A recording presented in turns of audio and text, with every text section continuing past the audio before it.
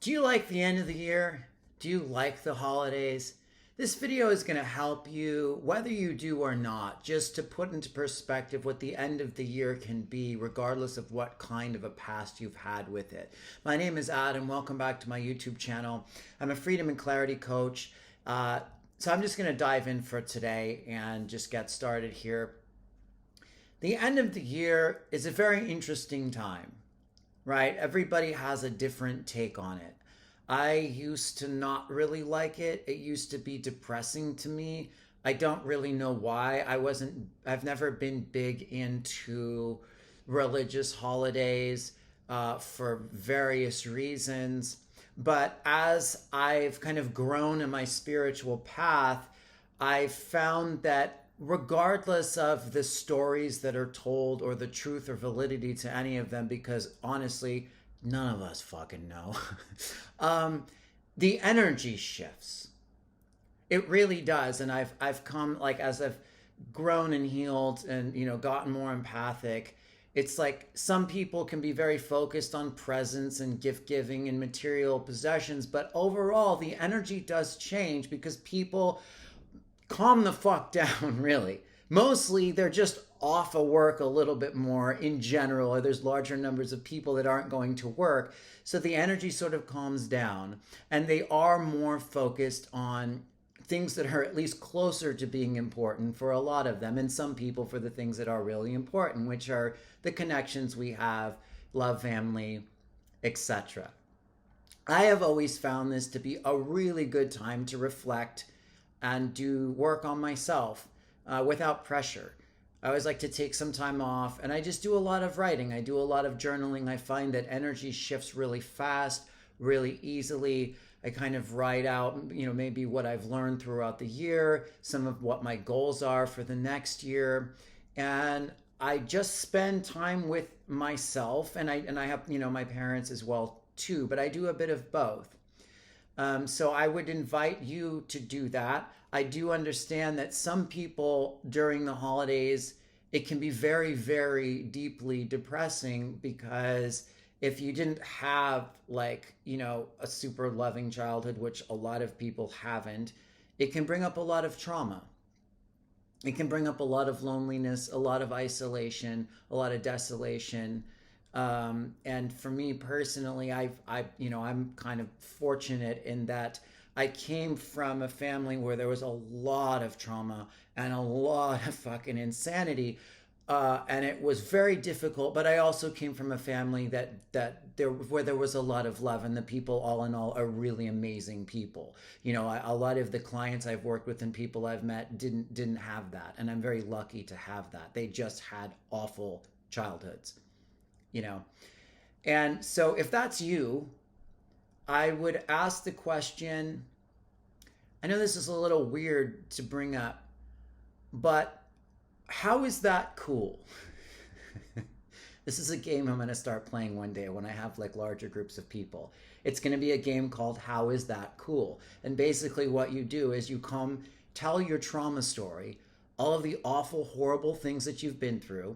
Okay, so you can get it out and allow yourself to be heard and get some validation for what you've been through, because that you definitely deserve that. But also look at, like, how is it cool? Why is it cool that you went through all the awful shit that you did? Like, what did it do for you? Because at the end of the day, our whole life is a story. It's just a story. And we can tell whatever story we want. Now, the more we work on our trauma, the more we connect kind of to the deeper levels of our subconscious and our nervous system, the more, when we shift the story, it actually shifts our reality. If we just shift the story in our mind only, it cannot do as much, but it doesn't matter, because you still want to start to reframe and retell the story. As you evolve, as you heal, we start to begin to see ourselves from higher levels of consciousness. And the stories we told that were so awful can now change. And as you change the story, as you change your belief, you literally change your past. You change how you feel in your body. You change how you see yourself, and therefore you change the experiences that you have in the present and in the future. And we often, not often, we always really only have two choices when we went through an experience. We can see it through the lens of trauma, and then kind of fall into victim consciousness. And some people were victims, right? But you don't want to stay a victim. Or you can, like I said, like I'm saying, you can change it, and you can find the power in it, and you can find why it was cool, or what you learned from it, or like what it gave you, what gifts there are to harness out of it, to transmute, to strengthen yourself, and then go forward and have something to offer. That's how powerful we are. That's how powerful our minds are. And it's up to each person. I've been watching I watched a documentary on Arnold Schwarzenegger and Sylvester Stallone. They both have documentaries on Netflix currently.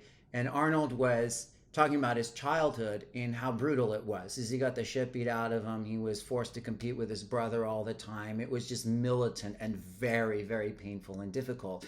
And he was talking about how him and his brother both responded to it differently.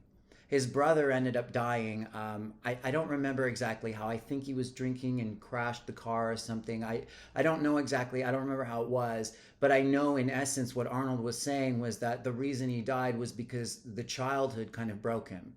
And he just couldn't handle it. Whereas with Arnold, it drove him. It drove him to do something. It drove him to do all of these really big things that he ended up later accomplishing. And then, ironically enough, he gets to the point later in his life where he realizes like all of that was just to try to get the love and approval from his mother that he didn't get as a child. But still, the point is, he used it as fuel. He used it to go out and turn it into something positive, to turn it into accomplishments, to turn it into goals, to use it as fuel for forward motion.